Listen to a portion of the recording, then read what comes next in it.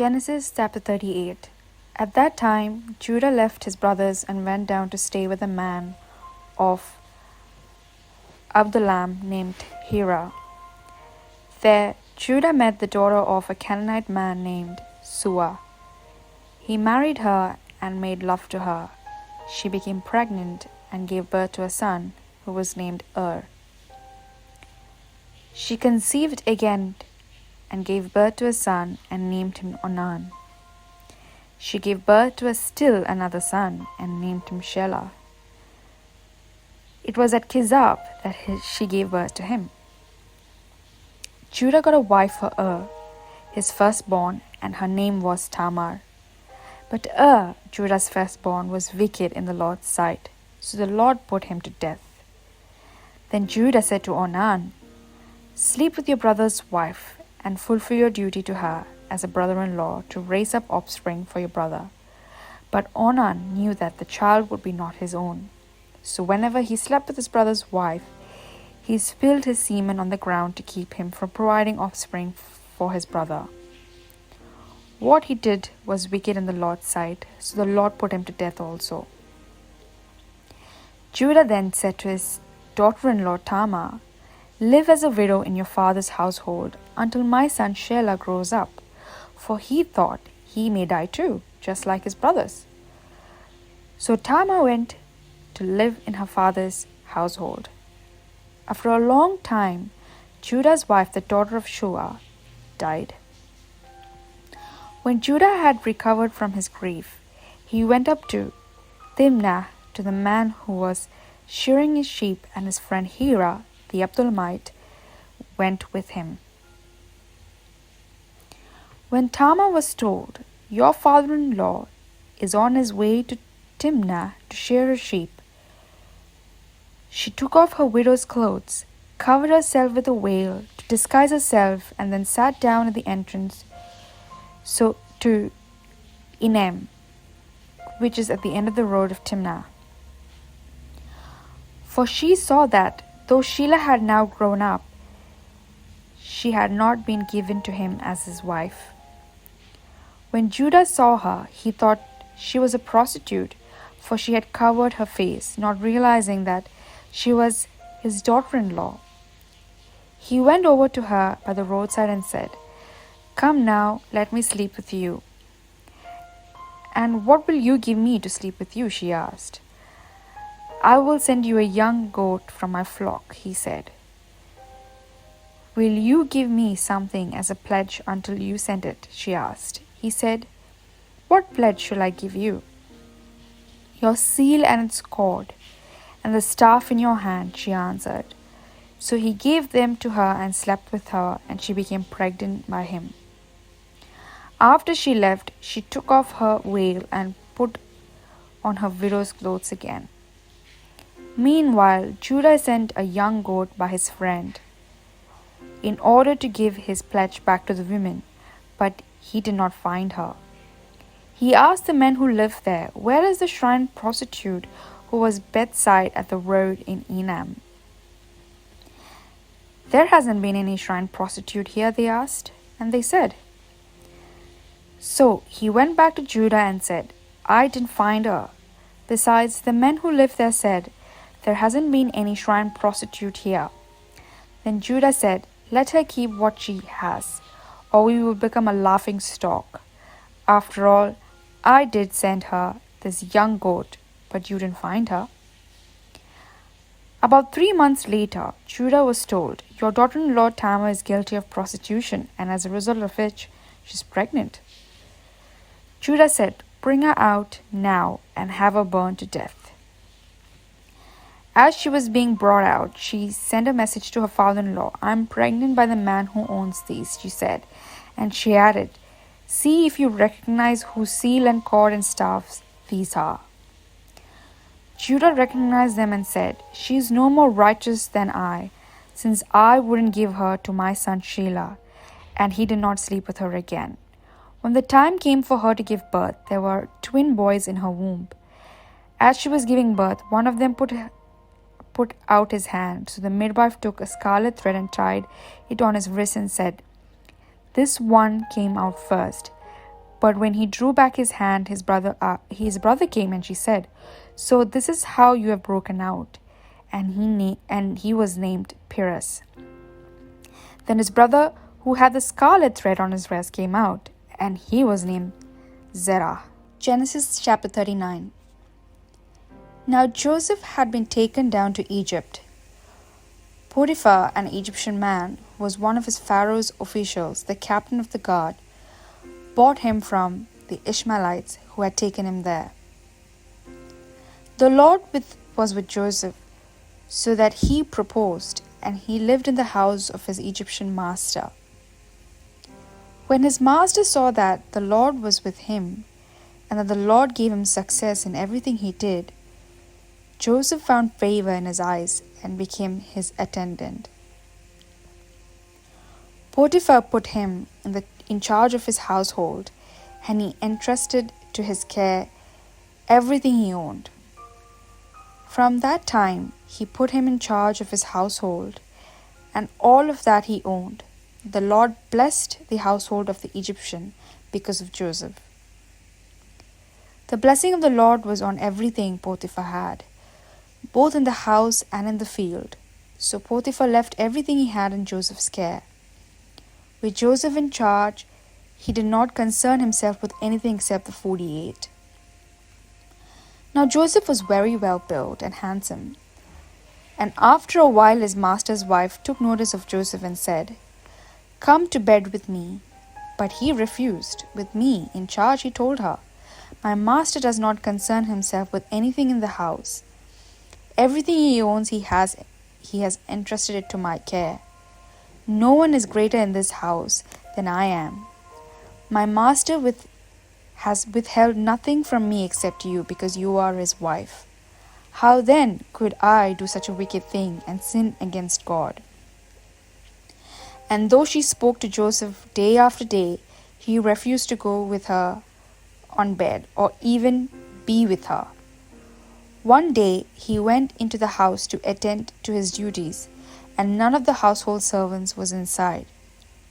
She caught him by his cloak and said, "Come to bed with me."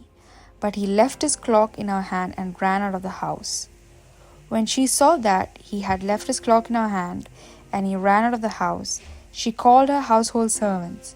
"Look," she said to them, "this Hebrew has been brought to us to make sport of us. He came in here to sleep with me, but I screamed. When he heard me scream for help, he left his cloak beside me and ran out of the house." She kept his cloak beside her until his master came home. Then she told him the story. "That Hebrew slave you brought us home came to me to make sport of me, but as soon as I screamed for help, he left his cloak beside me and ran out of the house." When his master heard the story, his wife told him, saying, "This is how your slave treated me." He burned with anger. Joseph's master took him and put him to prison, the place where the king's prisoners were confined. But while Joseph was there in the prison, the Lord was with him. He showed him kindness and granted him favor in the eyes of the prison warden. So the warden put Joseph in charge of all those held in prison, and he was made responsible for all that it was done there. The warden paid no attention to anything under Joseph's care, because the Lord was with Joseph and gave him success in everything he did. Genesis chapter 40. Sometime later, the cupbearer and the baker of the king of Egypt offended their master, the king of Egypt. Pharaoh was angry with his two officials, the chief cupbearer and the chief baker, and put them in custody in the household of the captain of the guard in the same prison where Joseph was confined. The captain of the guard assigned them to Joseph, and he attended them. After they had been in custody for some time, each of the two men, the cupbearer and the baker of the king of Egypt, who were being held in the prison, had a dream the same night, and each dream had a meaning of its own. When Joseph came to them the next morning, he saw they were very dejected. So he asked Pharaoh's officials who were in custody with him in his master's house, "Why do you look so sad today?" "We both had dreams," they answered, "but there is no one to interpret them." Then Joseph said to them, "Do not interpretations belong to God? Tell me your dreams." So the chief cupbearer told Joseph his dream. He said to them, "In my dream I saw a vine in front of me, and on the vine were 3 branches. As soon as it budded and blossomed, and its clusters ripened into grapes, Pharaoh's cup was in my hand, and I took the grapes, squeezed them into Pharaoh's cup, and put the cup in his hand." "This is what the Lord means," Joseph said to him. "The 3 branches are 3 days. Within 3 days, Pharaoh will lift up your head and restore you to your position, and you will put Pharaoh's cup in his hand, just as you used to do when you were a cupbearer.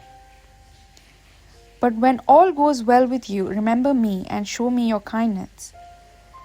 Mention to me Pharaoh and get me out of this prison.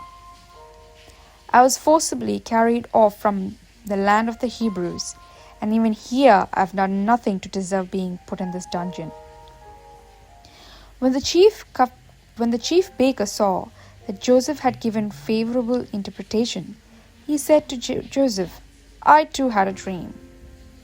On my head were 3 baskets of bread. In the top baskets were all kinds of baked goods for Pharaoh, but the birds were eating them out of the basket on my head." "This is what it means," Joseph said. "The 3 baskets are 3 days. Within 3 days Pharaoh will lift off your head and impale your body on a pole, and the birds will eat away your flesh.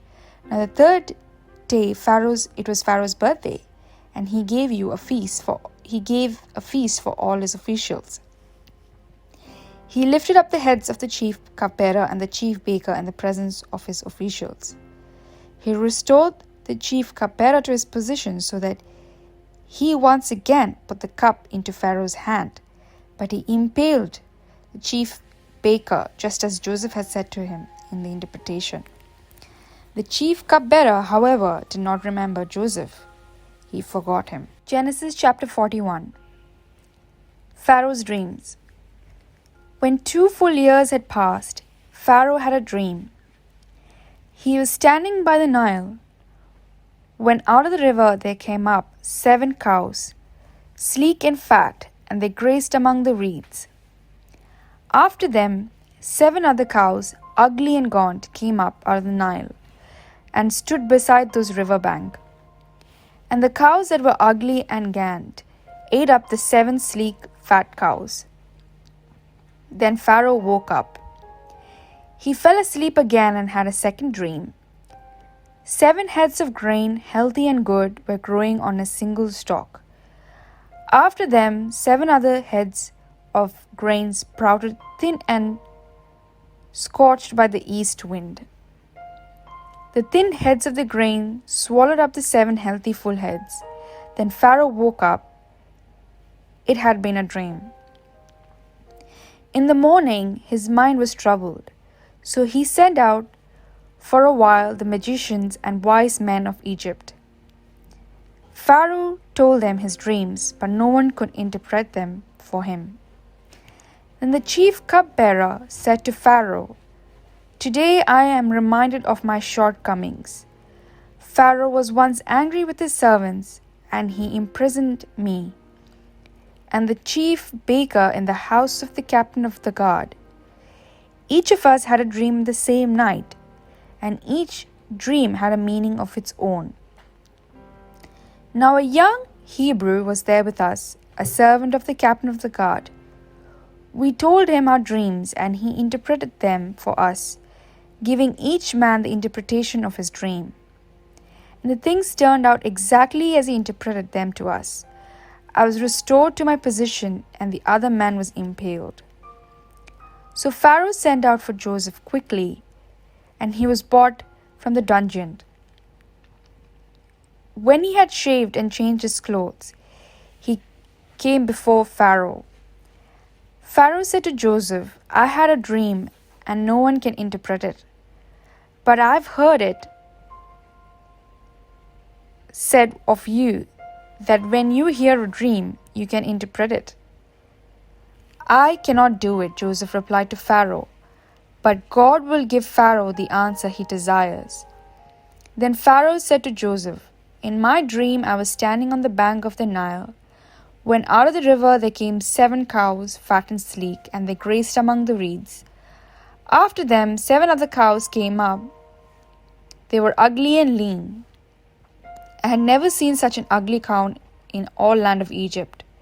The lean, ugly cows ate up the 7 fat cows that came up first. But even after they ate them, no one could tell they had done so.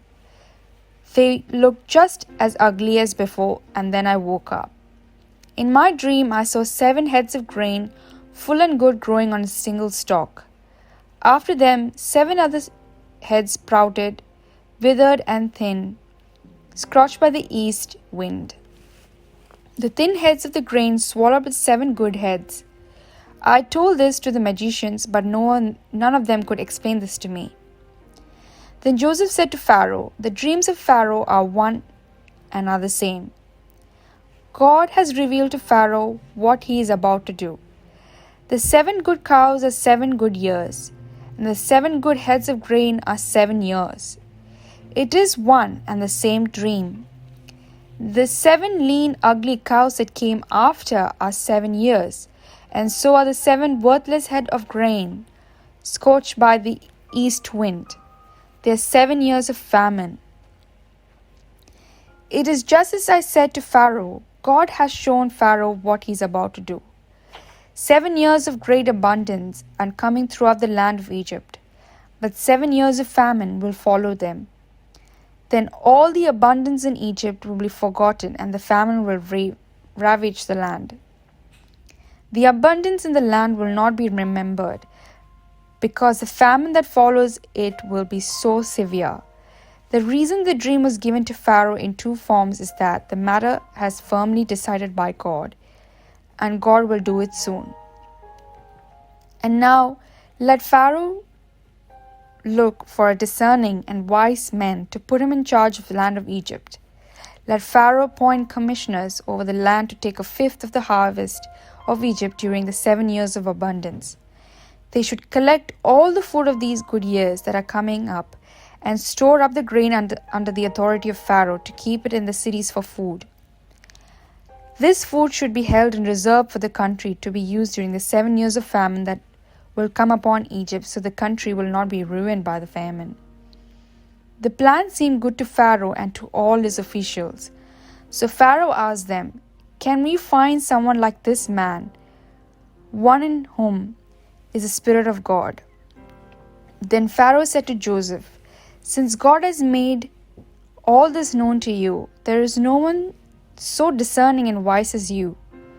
You shall be in charge of my palace, and all my people are to submit to your orders. Only with respect to the throne will I be greater than you. So Pharaoh said to Joseph, I hereby put you in charge of the whole land of Egypt. Then Pharaoh took his signet ring from his finger and put it on Joseph's finger. He dressed him in robes of fine linen and put a gold chain around his neck. He had him ride in chariot as his second in command, and people shouted before him, Make way. Thus he put him in charge of the whole land of Egypt. Then Pharaoh said to Joseph, I am Pharaoh, but without your word, no one will lift hand or foot in all Egypt. Pharaoh gave Joseph the name Zaphanath and gave him Asenath, daughter of Potiphera, priest of On, to be his wife. And Joseph went throughout the land of Egypt. Joseph was 30 years old when he entered the service of the Pharaoh, king of Egypt. And Joseph went out from Pharaoh's presence and traveled throughout Egypt. During the 7 years of abundance, the land produced plentifully.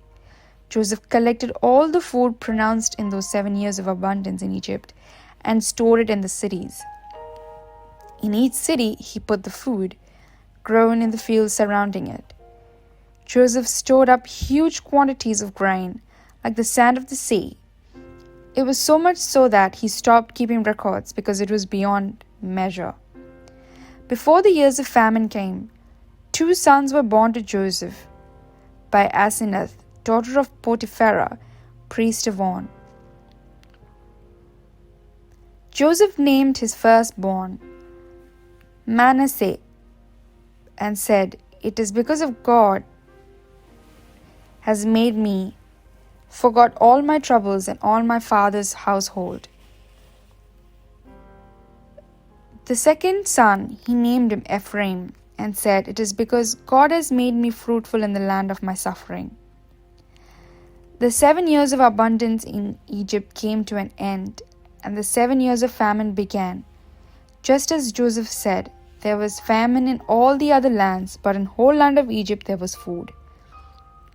When all Egypt began to feel the famine, the people cried to Pharaoh for food. Then Pharaoh told all the Egyptians, "Go to Joseph and do what he tells you." When the famine had spread over the whole country, Joseph opened the storehouses and sold grain to Egyptians, for the famine was severe throughout Egypt. And all the world came to Egypt to buy grain from Joseph, because the famine was severe everywhere.